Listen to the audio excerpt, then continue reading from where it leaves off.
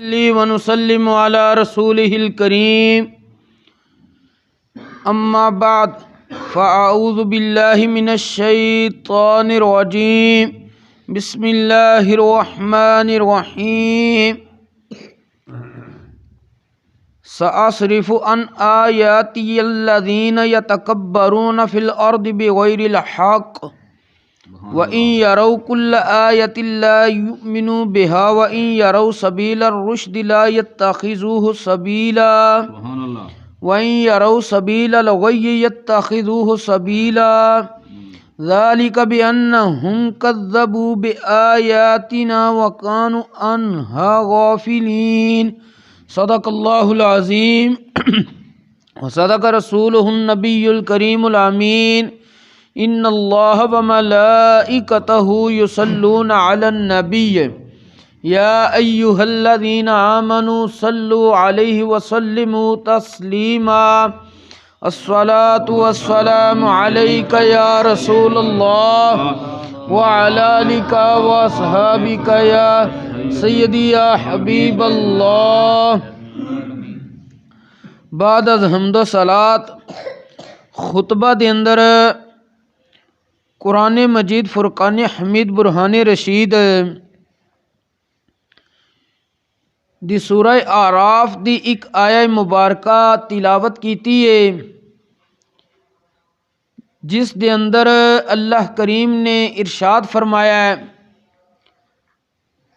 سأصرف عن آیاتی الذین یتکبرون فی الارض بغیر الحق میں اپنیاں آیتاں تو انہاں لوکاں نو پھیر دواں گا جڑے زمین دے اندر نا حق اپنی بڑائی چاہندے نے جڑے تکبر کردے نے میں انہاں نو اپنیاں آیتاں تو پھیر دواں گا مطلب کی ہے کہ او لوگ تکبر دی وجہ تی ہدایت حاصل نہیں کر سکن گے وَإِن يَرَوْا كُلَّ آيَةٍ لَا يُؤْمِنُوا بِهَا رب فرماندا ہے اگر تمام نشانیاں ویکھ بھی لین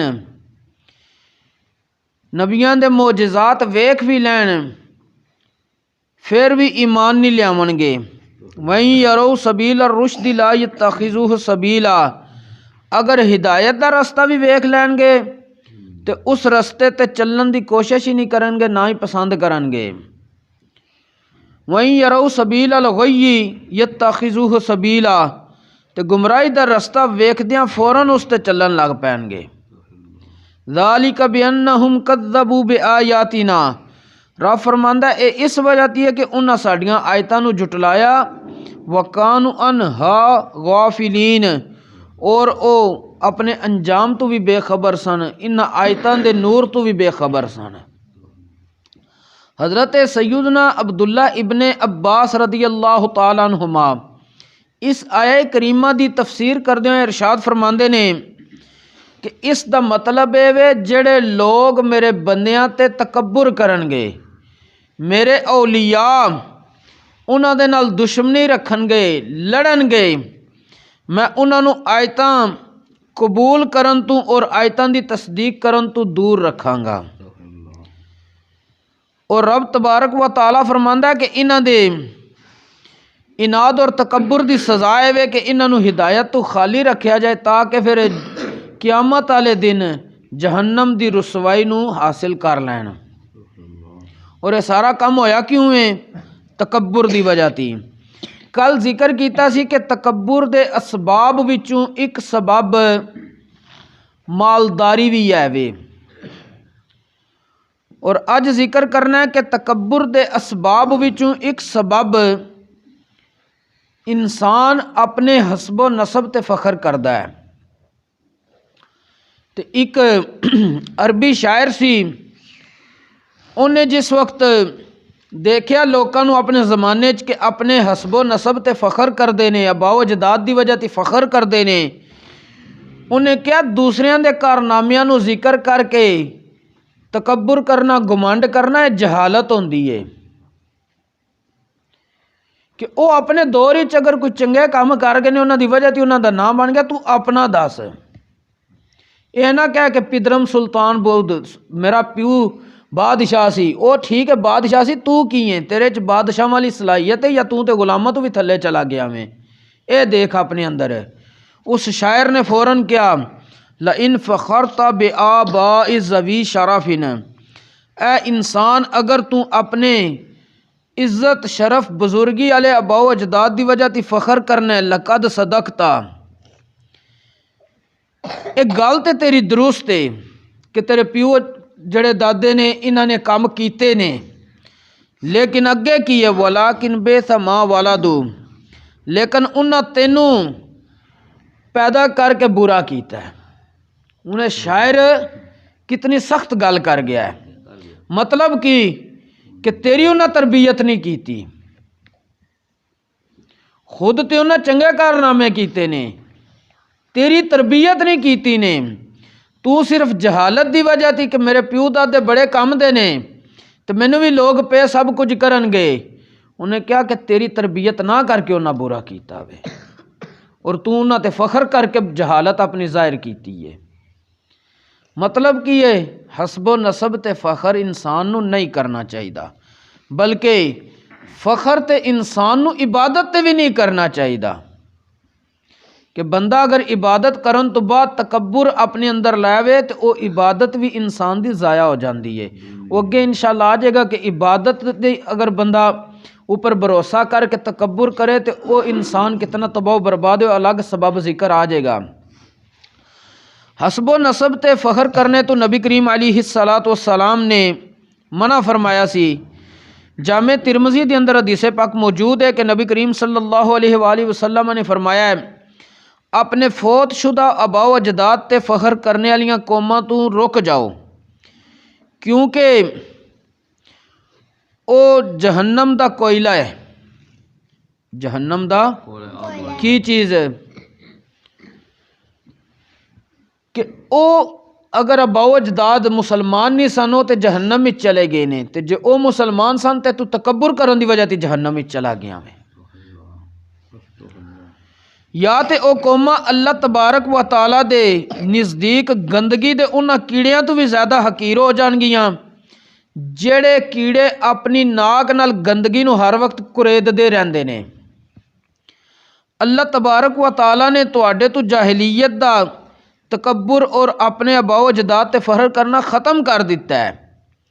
اے انسان، اے آدمی، یا تے تو پھر متقی اور مومن ہوئیں گا یا بدبخت اور بدکار ہوئیں گا، کیونکہ سب لوگ حضرت آدم علیہ نبینا علیہ السلام دی اولاد نے، اور حضرت آدم علیہ نبینا علیہ السلام نو مٹی تو پیدا کیتا گیا وے۔ تے ایک بزرگ او فرمان لگے کہ اے انسان،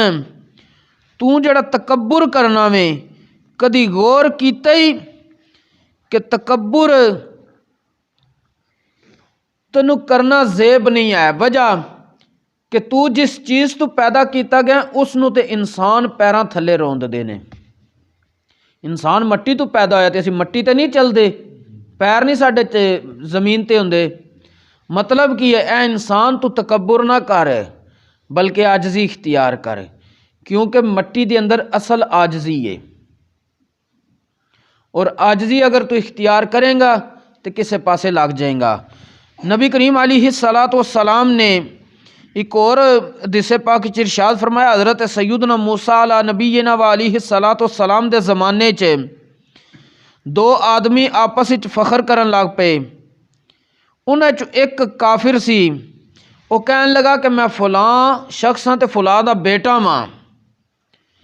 اس طرح انہیں 9 پشتاں اپنی اوپر ذکر کیتیاں۔ اللہ تبارک و تعالیٰ نے حضرت سیدنا موسیٰ علیہ نبینا و علیہ السلام دی طرف وہی بھیجی کہ انہوں دس دیو کہ تیریاں 9 پشتاں کفر دی وجہ تے جہنم وچ گیاں اور تو 10واں انہاں دے نال ہویں گا۔ یعنی حسب نسب دی وجہ تے تکبر نہیں، اور کسے انسان نو کسے نسل دی وجہ تی برتری حاصل نہیں۔ نبی کریم علیہ السلام نے خطبہ حجۃ الوداع دے موقع تے ارشاد فرمایا سی، لا فضل لعربی علی عجمی، کسے عربی نو کسے عجمی تے کوئی فضیلت نہیں۔ ولا فضل لعجمی علی عربی، کسے اجمی نو کسے عربی تے فضیلت حاصل نہیں۔